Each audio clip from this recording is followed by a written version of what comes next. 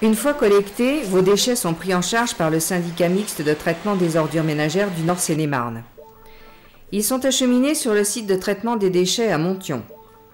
Le SAN du Val d'Europe y adhère puisqu'il est l'établissement public compétent en matière de ramassage des déchets sur le secteur. Les ordures ménagères sont incinérées. La vapeur générée est valorisée sous forme d'électricité. Les mâches-fer issus de la combustion sont triés en fonction de leur composition. La partie ferreuse est recyclée, le reste des mâches-fer sert comme remblai routier. L'usine de traitement valorise même les fumées dégagées par l'incinération. Traitées par arrosage, elles se transforment en poussière et pourront aussi être utilisées pour les remblais routiers. Le four qui sert à l'incinération des ordures ménagères, il y en a deux. Il n'y en a qu'un seul qui est visible seulement, le deuxième se trouve derrière. Donc en fait, le four est monté de façon sous forme d'escalier. On balance les déchets tout en haut de l'escalier et au fur et à mesure de leur descente, on voit un des ponts de l'escalier là-bas et un autre là-bas un peu plus haut. Au fur et à mesure de leur descente, les déchets vont être incinérés. Quand ils arriveront en bas, ils seront complètement brûlés.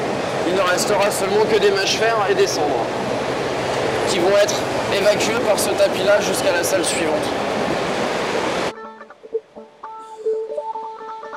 Le syndicat mixte de traitement des ordures ménagères revend tous les matériaux issus du tri sélectif aux filières de recyclage. Mais il n'a pas vocation à faire de bénéfices. Le produit de cette vente est donc redistribué aux collectivités adhérentes. Les bouteilles en verre sont stockées en deux tas différents, verre incolore et verre coloré. Elles sont ensuite envoyées chez un recycleur. Il est donc important de bien séparer les deux dans les bornes installées sur le Val d'Europe en apport volontaire. Tout ce que vous jetez dans la poubelle bleue est trié à l'usine. Briques alimentaires, aérosols, cartons, bouteilles plastiques et boîtes de conserve se retrouvent pêle-mêle sur la chaîne du tri. Les bouteilles en plastique et carton sont d'abord triées de façon semi-automatique. Des employés de Veolia sont ensuite chargés d'affiner ce tri à la main. Les emballages métalliques sont captés grâce à un aimant. Ils seront envoyés chez les ferrailleurs.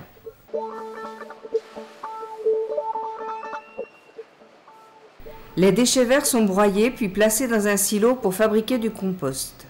On se trouve ici dans la salle des silos. Donc en fait on a 3 fois 6 silos.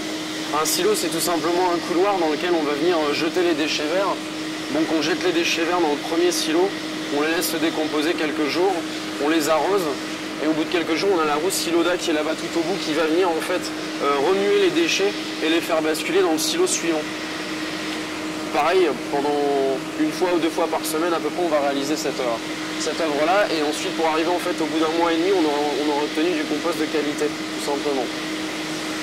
Et alors ce compost de qualité il est donné aux agriculteurs? Et donc le compost en effet on le revend pas, on distribue gratuitement aux agriculteurs qui viennent jusqu'ici à l'usine récupérer ce compost. Grâce au tri, le tonnage des ordures incinérées est en baisse depuis plusieurs années.